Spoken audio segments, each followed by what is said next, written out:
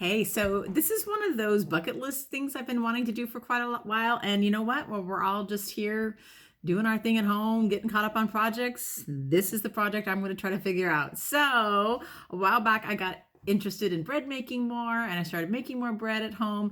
And I even ended up buying like some cool specialty bread making gear. This is a lam and it's a special razor for slicing open the top of a hello special razor for slicing open the top of a dough like sourdough. And I also brought the cloth for it. And then life, you just move on and don't get to it. So since I have a little more time on my hands right now, why not do it, right? And since yeast is hard to come by, why not make sourdough? Because you don't need yeast to make sourdough. You make your own, basically, or you capture your own and harness it. And so I'm going to make my own little yeast pet here in just a minute. And I thought I would document the little journey as I go and see how this turns out. So I need basically equal parts of water and flour. And I don't have any really cool fancy flour. All the recipes, not all, but a couple of the recipes that I'm looking at, like asked for rye flour. And I do not have rye to add into my wheat, but I do have unbleached all-purpose, and I do have good whole wheat flour. So I'm going to give that a try and do that here. So I should have angled the camera a little bit differently. Anyway, this is just going to be like a little documenting video of doing it. So I'm going to zero out my scale here. And again, just going to be equal parts. And the recipe I'm going to use, or the amounts I'm going to use, is going to be 70-70. So I'm going to start with 70. I'm going to change it to grams. I'm going to start off with 70 grams of water. Get that to the, or 83. I think I will. I wanted like more exact. So I'm gonna try to be exact. Oh my gosh, that was exactly 70. That was pretty amazing. Okay, so that was cool. I have exactly 70 somehow magically in there. And so I'm going to zero that out. This is what I love about using a kitchen scale. If you guys haven't started doing that on your own, it makes so much easier to do. So I've been trying to use recipes more and more that go by, just measuring things out on a scale, especially when I'm doing baking. Cooking doesn't matter. You just throw stuff in. All right, so let's see. Got to get that to 70 now. So a scoop is about 14. So I'll do a couple more of those. It should be about 28, 30. And I don't want to go over too fast, right? Because I'll have to just add more water.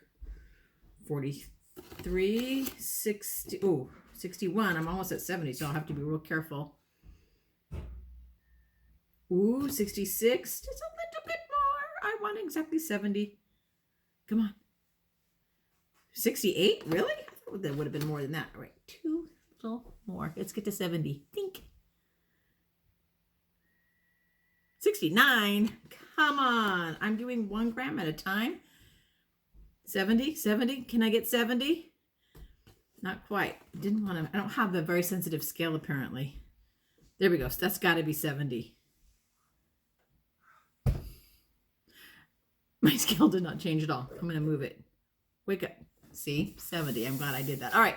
And then I'm just going to stir. Again, all this is flour and water. I'm going to get down there, make sure all of it is really, there we go. Back on the camera again. I should probably raise this up so I can see. There we go. That's way better. I should have done that to begin with. Anyway, I'm just going to mix this all up in here. Make sure all the dried flour is grabbed up. Everything's well wet.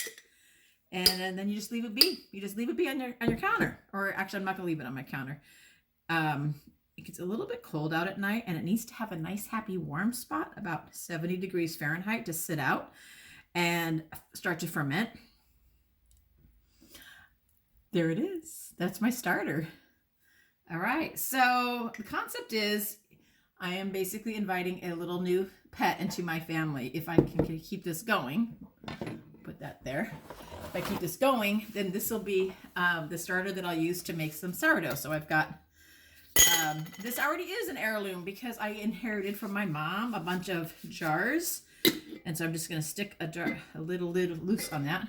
You don't want it tight because if it ferments, I'll get that later. Anyway, because if it starts fermenting, it'll get yeast bubbles in there and then it will explode. I don't want to break my jar. I don't want any explosions. All right. That is my journey to begin with. I'm going to mark it all down. I'm going to keep my little sourdough journal and write down what I did here. And I'll come back and keep on posting on this journey and we'll see how we go. I'll watch this bubble and grow. Bye.